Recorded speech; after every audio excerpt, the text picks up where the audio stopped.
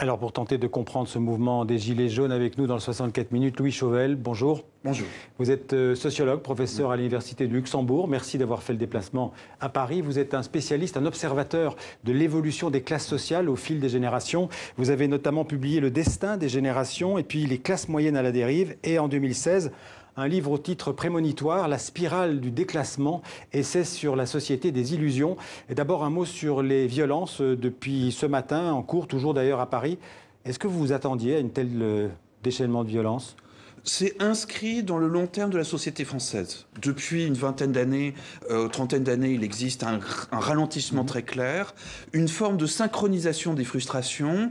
Nous sommes en plus conjoncturellement, sur les 3 derniers mois, 8 derniers mois, sur une tendance déclinante de l'ambiance sociale et de la croissance socio-économique, de la croissance économique. Nous voyons très bien dans les enquêtes de l'INSEE une pente qui ressemble à celle de la fin de 2007, c'est-à-dire avant la récession de 2008. Nous sommes sur une pente assez semblable, mais surtout la structure lourde, c'est le fait que depuis 40 ans, nous sommes en phase de stagnation économique relative par rapport à la période de croissance rapide, et nous assistons à une synchronisation des frustrations. Il ne faut pas tout mélanger, il y a les gilets jaunes et les casseurs. Vous faites aussi cette distinction ? Synchronisation des frustrations, ce sont des profils sociologiques extrêmement différents. On peut estimer que dans la société française, il y a une dizaine ou une vingtaine de milliers de casseurs potentiels qui correspondent à des profils d'âge beaucoup plus jeunes et assez souvent assez diplômés, c'est-à-dire de gens qui ont qui voilà 40 ans auraient pu être un peu plus terroristes ou avoir des profils politiques beaucoup plus engagés politiquement, et surtout les gilets jaunes, nous assistons à une forme je parlais de synchronisation des frustrations. Ce ne sont pas simplement les gens qui sortent dans la rue avec leur gilet, ce sont aussi une large part de la population française qui soutient le mouvement. Ça peut paraître extrêmement étrange à beaucoup, mais ce n'est pas si étrange que cela, simplement parce que dans cette synchronisation des frustrations, une grande partie de la population française sont enfants en déclassement, sont parents de jeunes très diplômés qui ne trouvent pas leur place dans la société française. Beaucoup d'auto-entrepreneurs, d'entrepreneurs font face à des situations de plus en plus difficiles où le coût de la vie s'accroît très rapidement et où les capacités économiques d'accès à ces ressources économiques se réduisent, à la consommation se réduisent. Donc ces gilets jaunes sont l'expression de ce déclassement dont vous parlez dans votre livre en 2016 ? Nous avons très clairement ce profil-là. C'est un profil très intéressant, simplement parce que les frustrations ne permettent pas en général de construire de la politique institutionnelle organisée. Alors justement, le gouvernement dit « nous n'avons pas d'interlocuteurs », c'est un mouvement qui n'est pas structuré. Est-ce que c'est un argument valable selon vous ?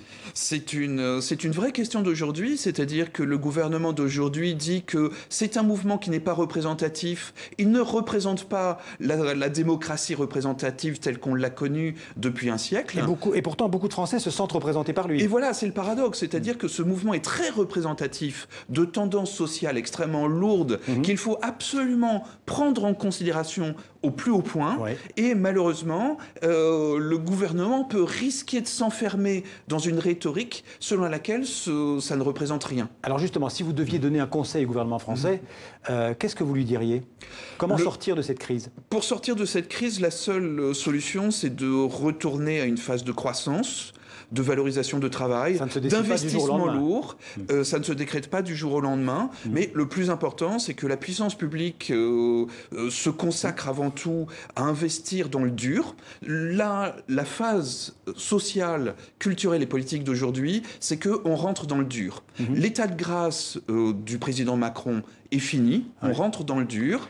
L'état de grâce de la société française, qui a cru au cours des 5 dernières années retrouver un trend de croissance à 2-3% de l'an, nous sommes de nouveau dans le dur. Il faut donc réinvestir massivement dans de l'économie productive plutôt que de faire de l'illusion. On a beaucoup entendu ces dernières semaines que les Gilets jaunes étaient la révolte de la France périphérique.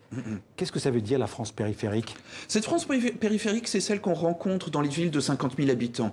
Enfin, il y en a d'autres, mais c'est là où on a vraiment l'épicentre. Ce sont des centres où il y avait une forte classe moyenne dans les années 1970, des services publics publics, des fonctionnaires, des gens qui étaient protégés et qui avaient une place forte et qui tiraient le reste de la société vers le haut.